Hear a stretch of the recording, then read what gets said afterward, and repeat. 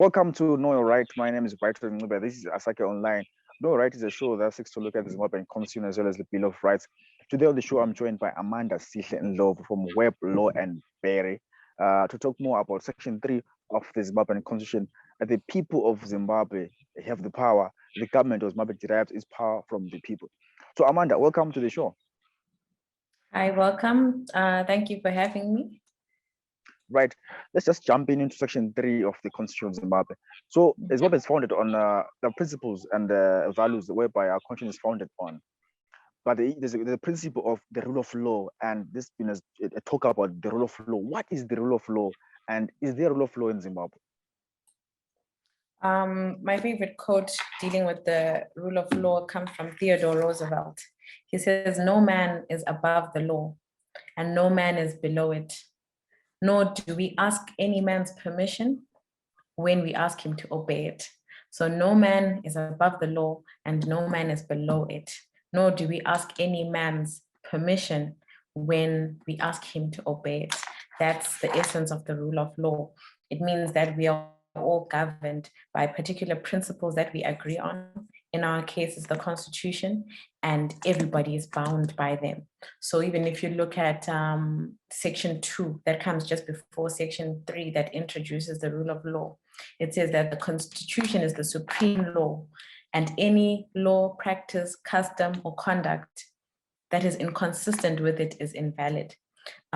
Meaning, as a person, you are bound by what the Constitution says.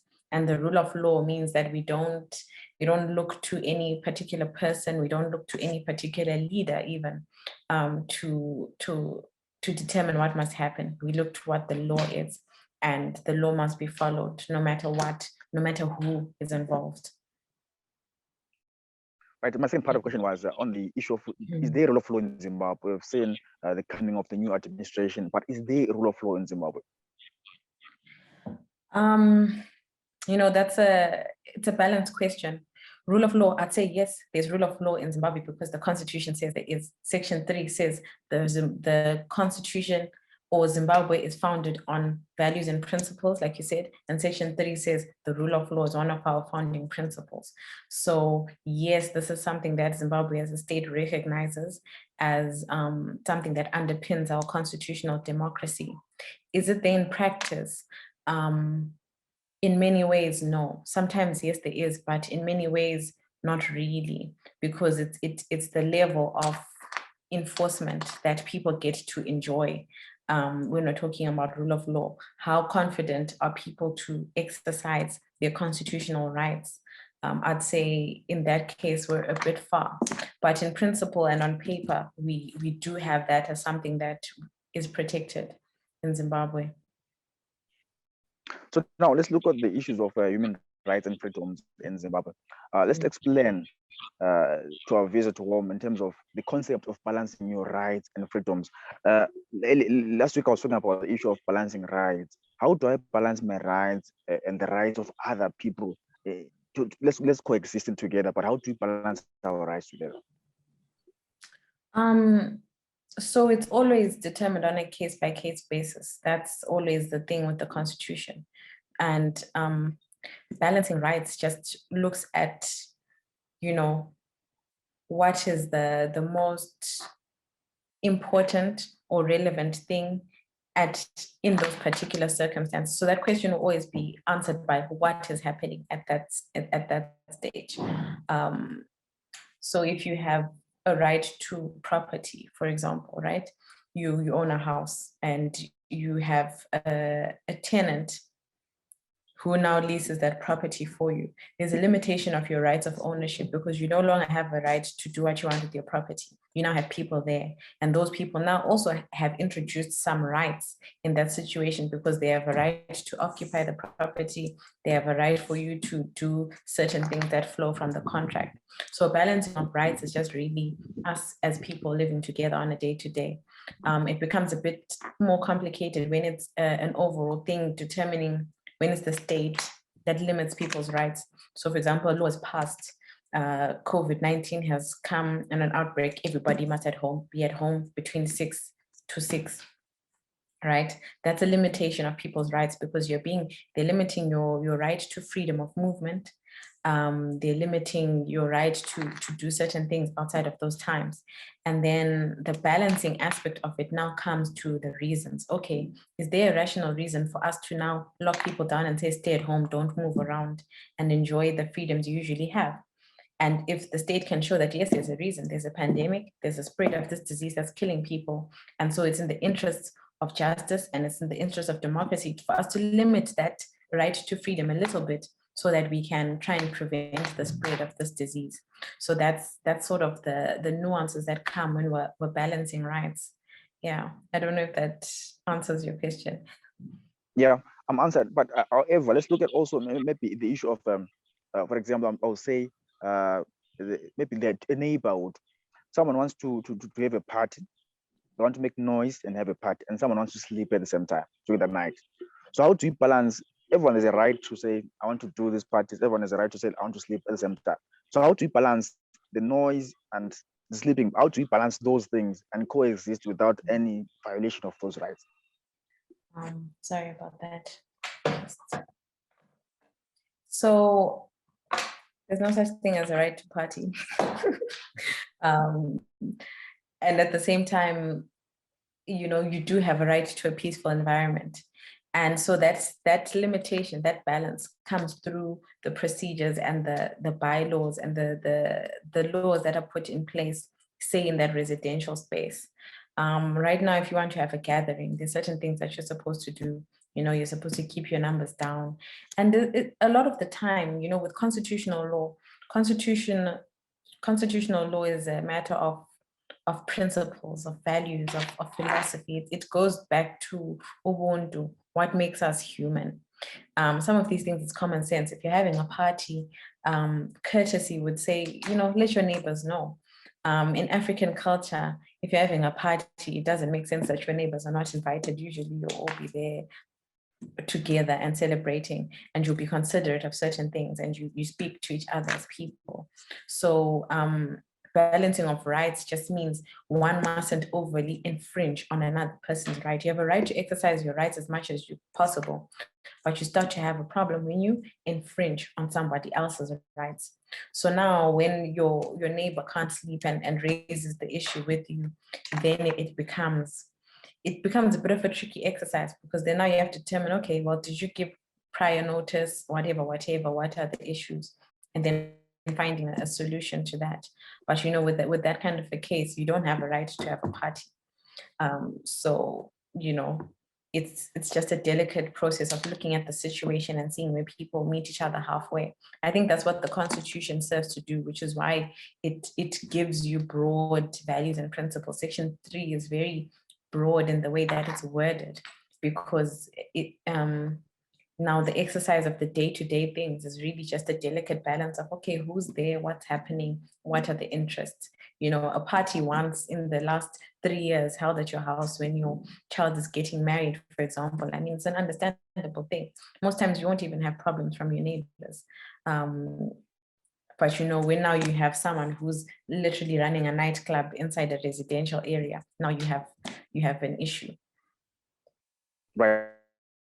Now let's look at the issue of good governance. It's one of the principles and values of the Constitution of Zimbabwe. Good governance. What constitutes good governance, and what is good governance? So you see, I'll take it back to a concept of the social contract. I don't know if you've heard of social contract theory.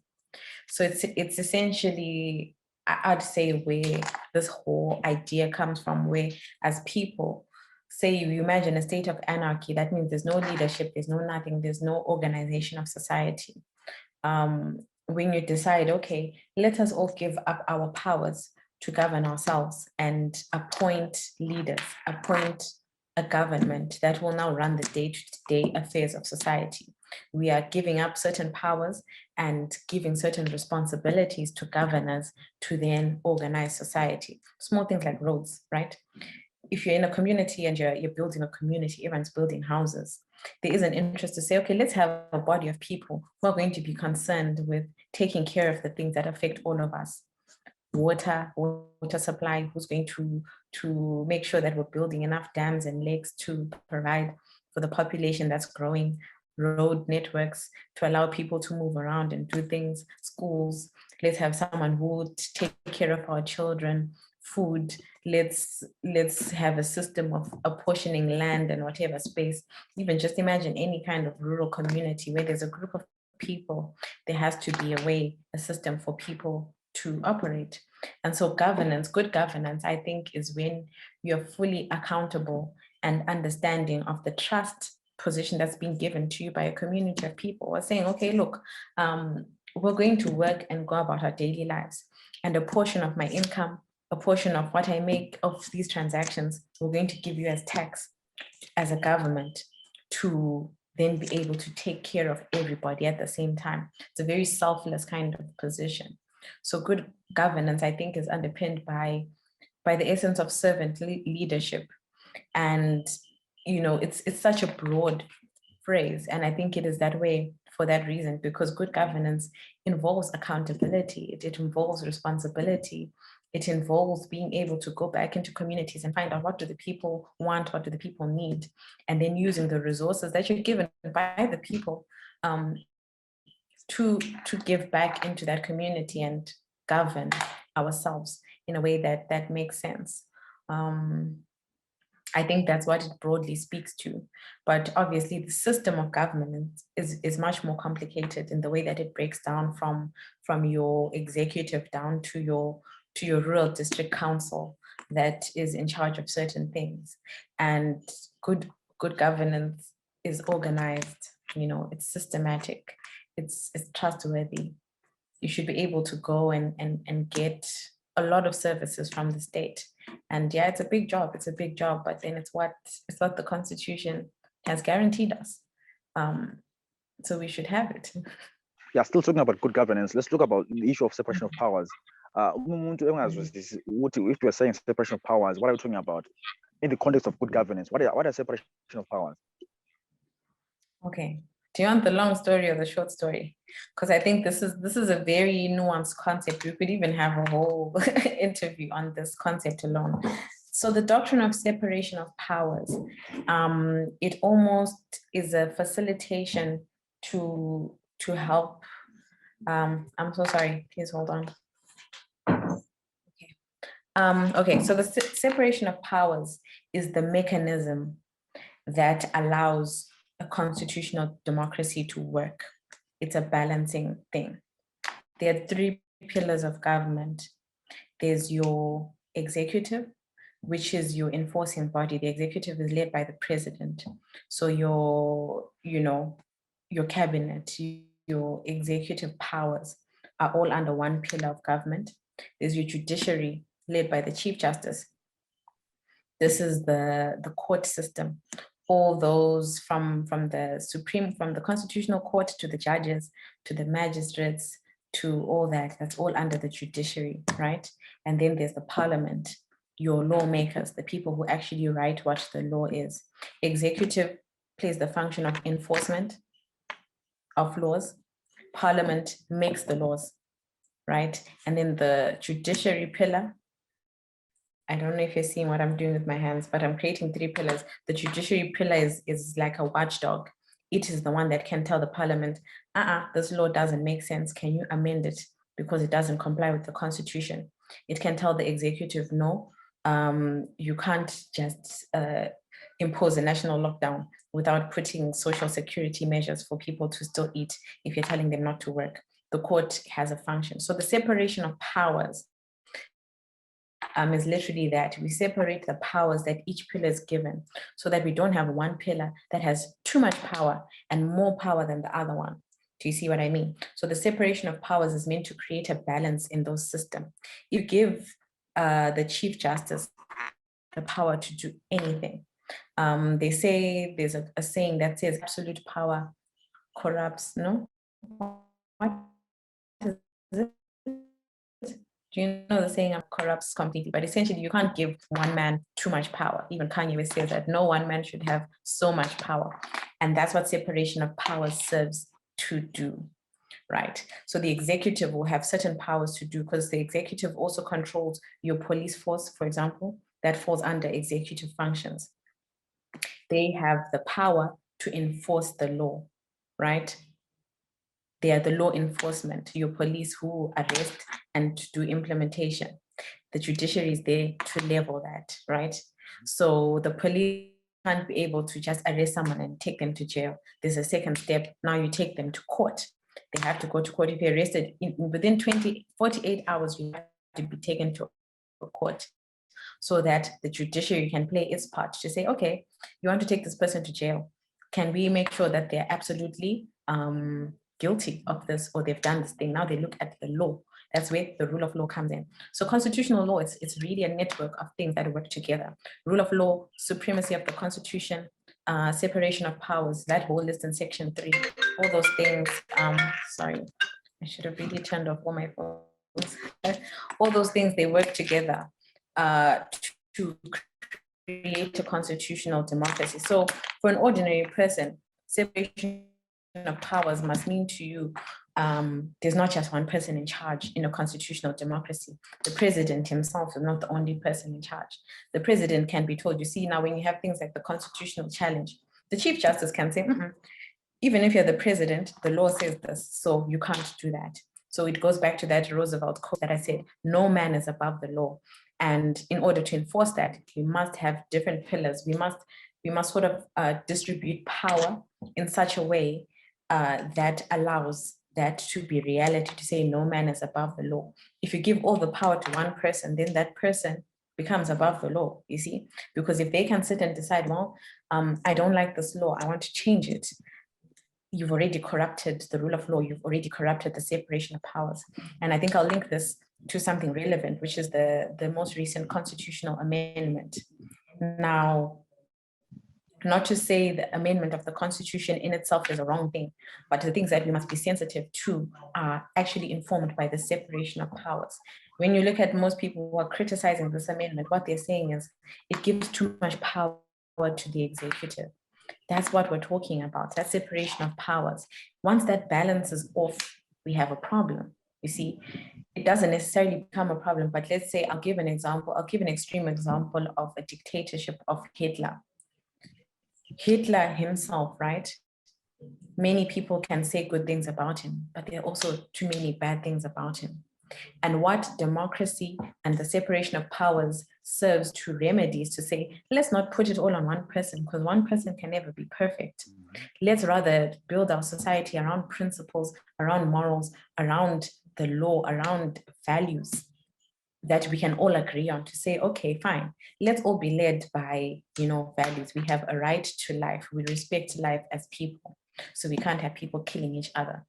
We have a right to education. We all can agree that education is a good thing. We want our kids to go to school.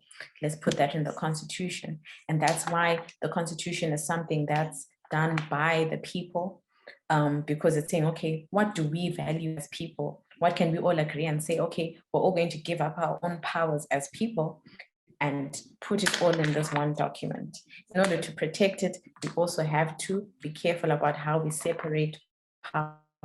So that separation of power speaks to the balance between those 3 pillars of government, the lawmakers, right? If we look at the lawmakers, they're the ones who will sit down and say, okay, there's COVID-19, what are we going to do? We're going to close all the schools. You know what I mean? That's a huge thing to be able to do. That's a big power to say all the kids are not going to school because of this thing. It's a big responsibility. We can't leave it up to one person. The courts are able to check it. I'm sure you'll recall, as soon as we had all this COVID-19 legislation coming, what was happening? They said do this, but that's wrong because of that. That's the value of the court. And that's why you can't have any pillar of government being able to say, this is the law, that's final, that's it. No, we need to have checks and balances. That's also a very key phrase when we're talking about separation of powers. That's what it does. It provides checks and balances for the different pillars of government who are given particular powers in a constitutional democracy. So even in, say, the appointment of judges, right? No. The judiciary itself can't decide, okay, I'm the chief justice and I'm going to choose all my judges. No, it involves the executive. The executive provides a check and a balance to the judiciary to say, okay, how are you guys choosing your judges? Let's make sure that this thing is fair. You see what I mean? and then those things balance each other, balance them out. I don't know. Do you find that it's an easy concept to understand, the separation of powers? Yeah, I wanted to add maybe on an explanation. Mhm. The issue of the government derives its power from the people. After, let's look at your explanation that you just said. Now, this saying under the founding principles, they're saying the government derives its power from the people. Please relate that to what you just said about the separation of powers. Okay, so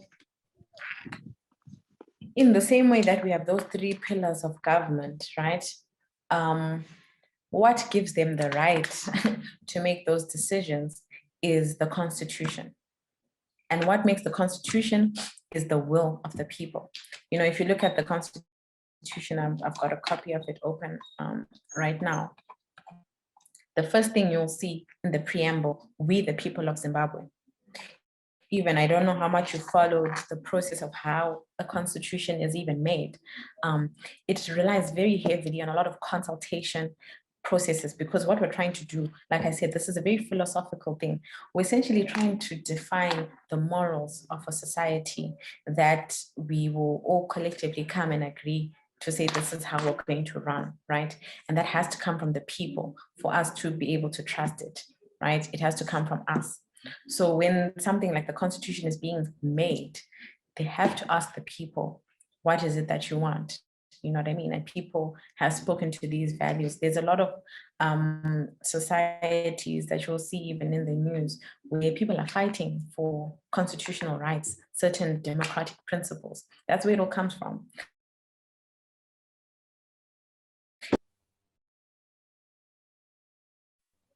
We're basically saying that, okay, look, we don't want to be at the mercy of one person who's going to tell us, well, I like this is what we're doing. I want some order. We want democracy. We want a voice.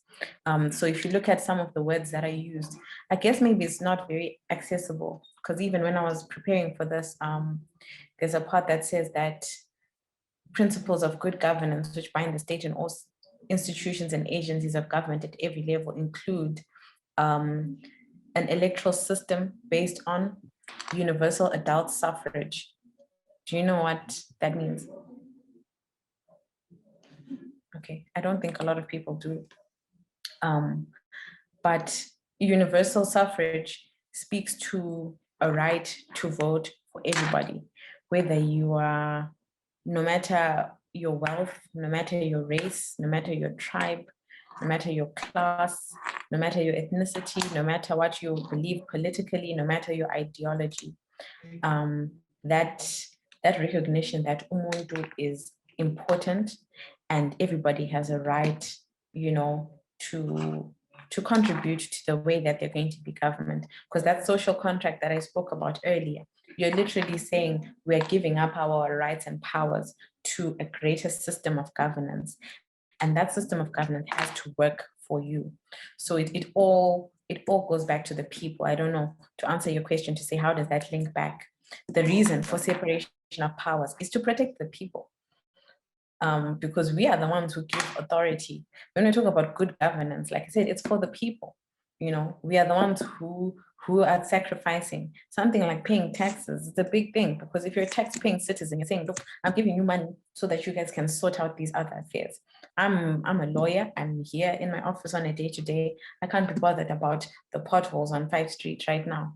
But as I'm working, I'm generating an income to provide for a greater system of governance. That must then facilitate my life. I must be able to have a normal life, be able to get onto public transport and have roads that make sense, go home, be able to open a tap and have water, because we've given up our power so that we can have a system of government that serves us as the people ultimately.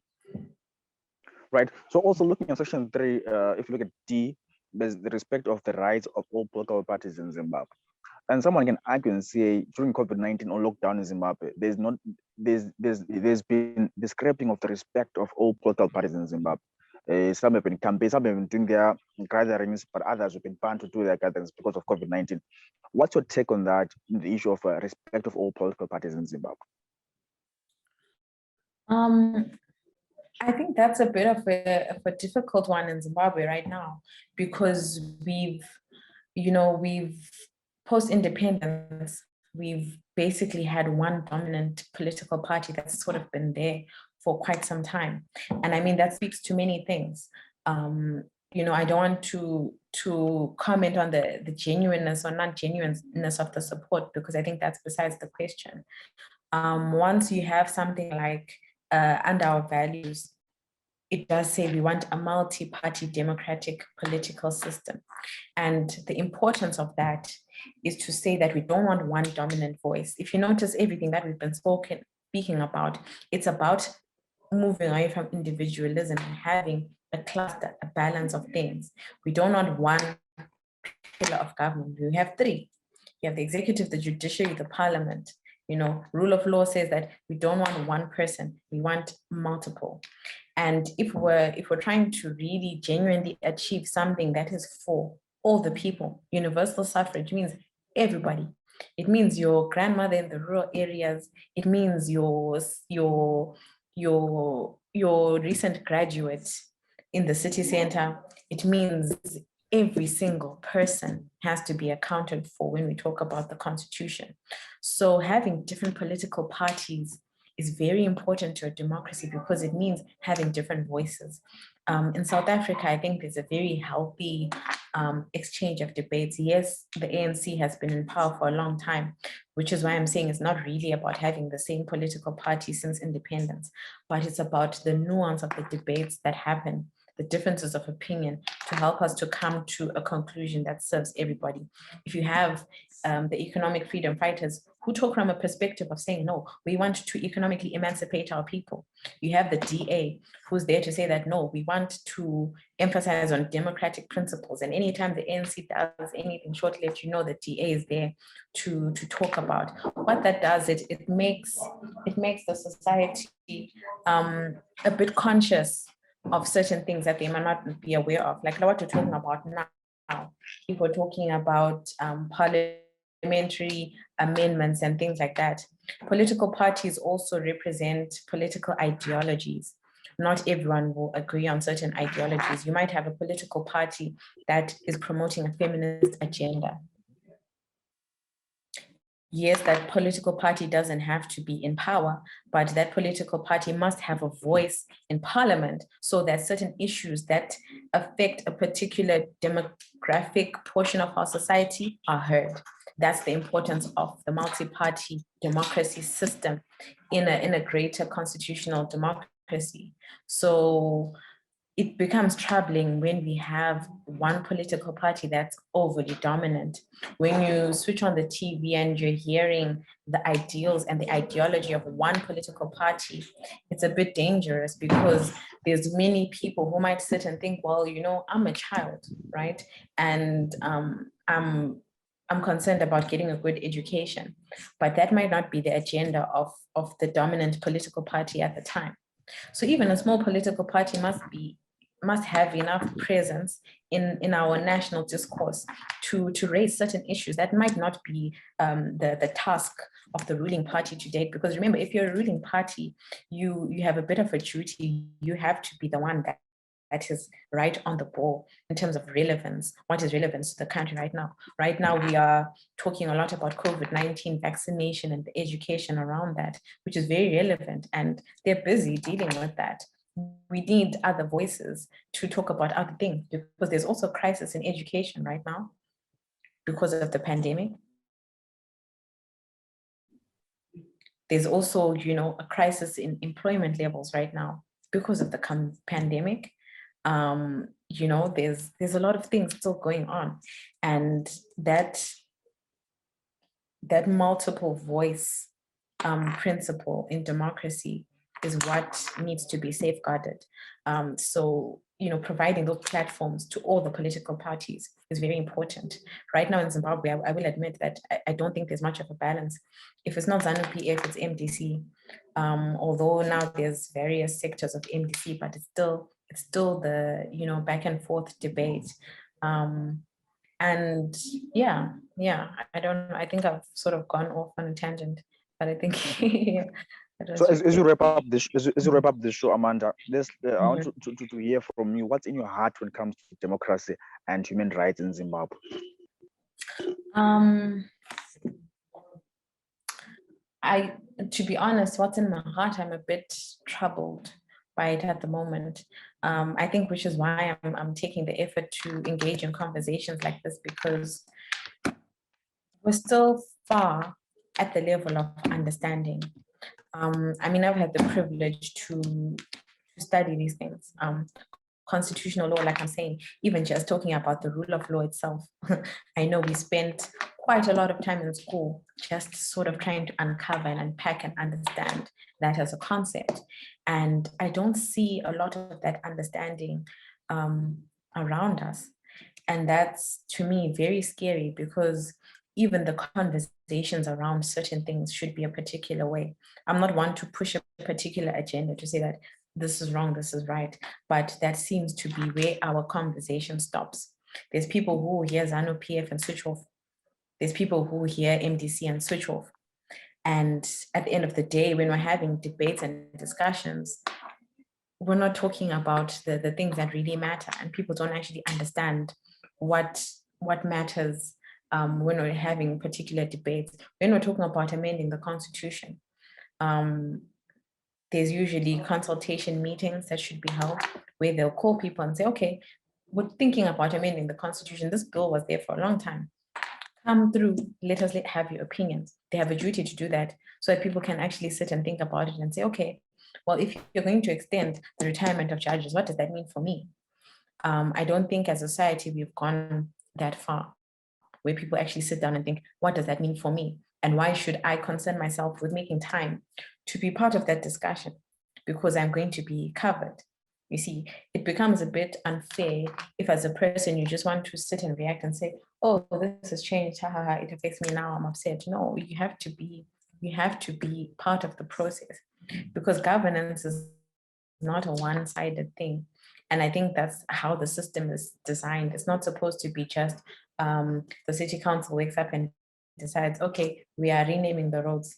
The roads are now going to be named this, and then it's done. It's not supposed to work like that. People are supposed to participate in democracy, because, like, you remember what we've been saying, it all comes from the people. It's not just one job. It's not that the people come together and then we make a constitution and it's there. No, it's constant. It's constant. People must continuously engage with the constitution and constitutional practices. And I guess also the state itself has a duty to make those links and make this more accountable. The work that you're doing, for example, I think is quite important, even for yourself, even for your viewers, to just sort of have a different understanding of what's actually happening and bring it closer to home. And I guess this is why you're using very everyday examples to say, okay, if your neighbor's doing this, what does that have to do with the constitution? Most people don't make that link, you see, but there is a link. There is a link. So what's in my heart really is concern, especially about the youth. Um, you know, I think the older generation has done quite a good job. The constitution that we have, I won't lie, is a very good constitution, but it means nothing if we don't understand it and if we don't carry those principles and move with them in the spaces that we're in and sort of allow that culture to permeate, because it's not natural to us as people. I won't even lie. Democracy, remember, this is something that's been introduced into our environment. This is not how we organized society before. And I do think we have a job to actually think about it and say, okay, Tina as abantu, is this how we operate? Does democracy make sense for us? You know, even in the home setup, I always think about this in the home. How many homes are democratic? Would you say your home is democratic, or is there a leader who basically dictates how things go? You know, is there representation of the women in the home space, even just in the home space? When we're just making day-to-day decisions that affect her life. If someone is in a home and isn't aware of certain principles and rights that they have, how are they going to enforce that when they're now, you know, in a parastatal company or whatever? It becomes, you know, a bit difficult. And so we must always, you know, think about our values and constantly, you know, check check again, something happens. What does this have to do with anything? How does it affect me? What does the Constitution say about it? And you should be able to get a recourse and enforce it. Thank you, Amanda, for joining us this morning, talking about the Constitution, section number 3 of the Constitution. There we have it. This has been Your Right, a show that seeks to look at the Zimbabwean Constitution as well as the Bill of Rights. This is Asake Online. Do follow us on Twitter at SideZW. Do follow me on Twitter at the Role Reflector. Till next time.